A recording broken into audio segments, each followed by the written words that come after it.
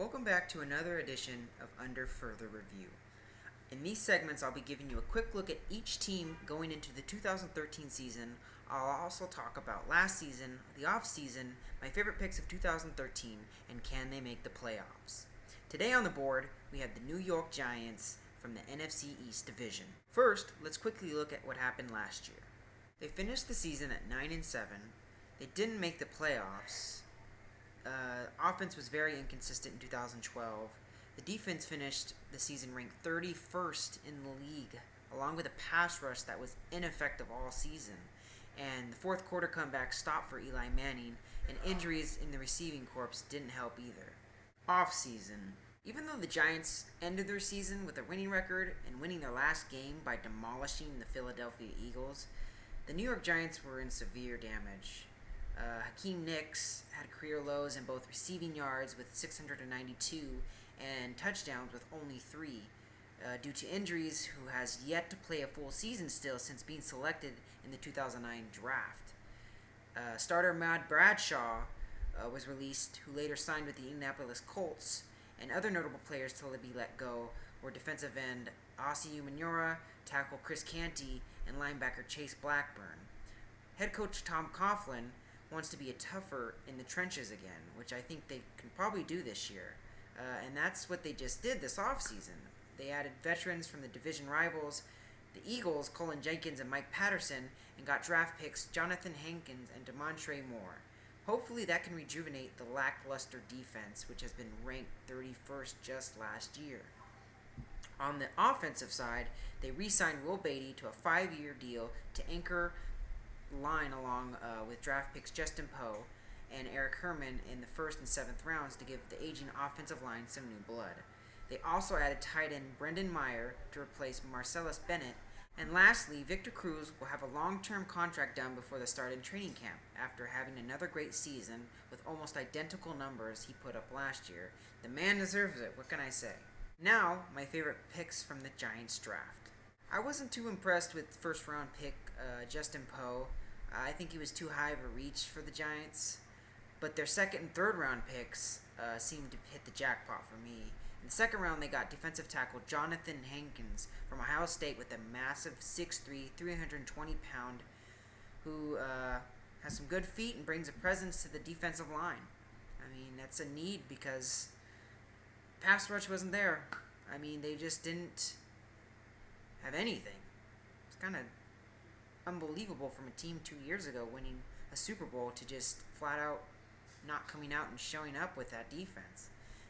Also in the third round, they drafted Demontre Moore, who is a 6'4", at 250 pounds, and that was a great steal for the Giants, in my opinion. He has the skills and the right size for pass rushing and can get to the QB. His nickname is DeMonster. DeMonster, I mean, that has to be something relevant to how he plays. I think these two guys can have an immediate impact on defense as far as defensive line goes. However, I think they missed on an important position in this draft where they have not addressed yet the cornerback position. They didn't draft anyone at that position, and I have some doubts to whether or not the Giants can rely on the cornerbacks to stay healthy with all the injury problems that they had with their cornerbacks. Positions. There's a lot of questions as the Giants head into the 2013 season. One of them isn't the quarterback. We know that Eli Manning will be starting this year for the Giants. And I like to call him Mr. Clutch because he's one of the best QBs in the league, already with 2 Super Bowl rings. And he can get it done at crunch time. Enough said. At the backups will be David Carr, and rookie Ryan Nassib will be the future, hopefully, for the Giants. Running back. There's a new running back duo starting this season for the Giants. David Wilson and Andre Brown are expected to be the 1-2 punch like Bradshaw and Brandon Jacobs were not too long ago. Though they looked promising last year, these young players do come with some questions. Does Wilson understand the pass blocking schemes, and can Brown stay healthy? I'm not sure, but only the tape will tell.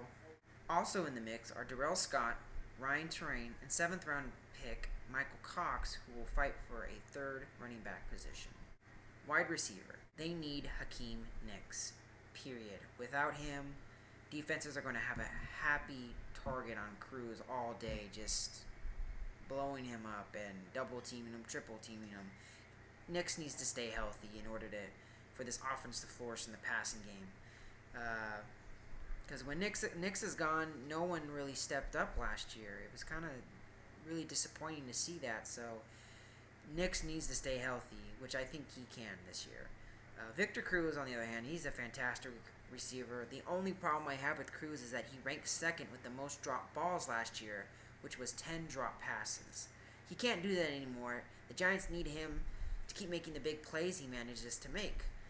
And lastly, the Giants need to identify who will be their third receiver. You know, Cruz and Nix will get doubled, so either Ruben Randall, Louis Murphy, or Jarrell Jernigan will need to be the guy to stretch the field and draw attention to help Cruz and Nix. Offensive line. The offensive wall is slowly chipping and crumbling away for the Giants. Guards Chris Snee and Kevin Booth, tackles David Deal and center David Bass are over 30 years old, and they could probably only last for another year or maybe two, who knows. Fact is, they're old. Right tackle is still under review, but Giants are hoping that third-year man James Brewer is ready to step up. It's hard for me to not see Justin Poe play this season if someone goes down, which I think could possibly happen, but wherever the Giants need him, I think he can be ready and step up for them this season. Defensive line. Now, it's hard for me to really grip on how this front four turned into one of the worst pass and run defenses in the league. They signed vets Colin Jenkins and rookie second-rounder Jonathan Hankins to help fix the run defense and help Jason Pierre-Paul and Justin Tuck regain their 2011 Super Bowl form. More importantly, they just need Tuck to stay healthy this year, and Pierre-Paul needs to get back to his old sacking ways. Linebackers. Now, this linebacking corps is pretty weak. Chase Blackburn left Carolina, and the Giants replaced him with Dan Connor from Dallas. They need better play out of Mark Herzlich, who got to fill in for Blackburn when he was injured last season. Jaquan Williams will probably replace Michael Boley, and Matthias Kiwanuka is moving back to defensive end. There really isn't much here to like other than Keith Rivers, who is their most talented linebacker. He's battled injuries, though, but he should shine somewhere during this season. I expect big things from him. Secondary. Corey Webster wasn't the player he was 2 years ago, and injuries plagued him last year. I like Prince Makimura, and he emerged as a solid starter. Although Webster did restructure his deal, New York is still thin at corner.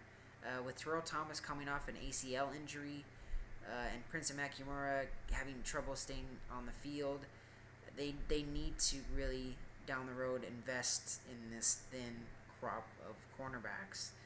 When healthy, though, Thomas and Makimura were solid starters, but it seems that the Giants are plagued by a rash of injuries to their secondary each season. Antrell Roll should be ready this year alongside with Stevie Brown, who came down with 8 interceptions. Hopefully he can prove that that wasn't a fluke and that he can put up those interception numbers again. Special teams. Well, the Giants got a new kicker in Josh Brown, who the Giants are hoping to get more consistency on kickoffs and longer field goals. Can they make the playoffs this year? I'm going to say no. No playoffs to the Giants, and here's why. The Giants are just getting old on both lines and have had some key injury concerns for them. Like I said before, the offensive line wall is slowly falling apart, and they do not have the players yet to support the wall if this fails. On the defensive side, though, if the Giants can't get back to their pass rushing ways that they were and still can't stop the run, it's going to be a long season for the Giants, and it could get even uglier than last year as far as the defense goes. I mean, we're talking about the bread and butter of this defense, which just evaporated.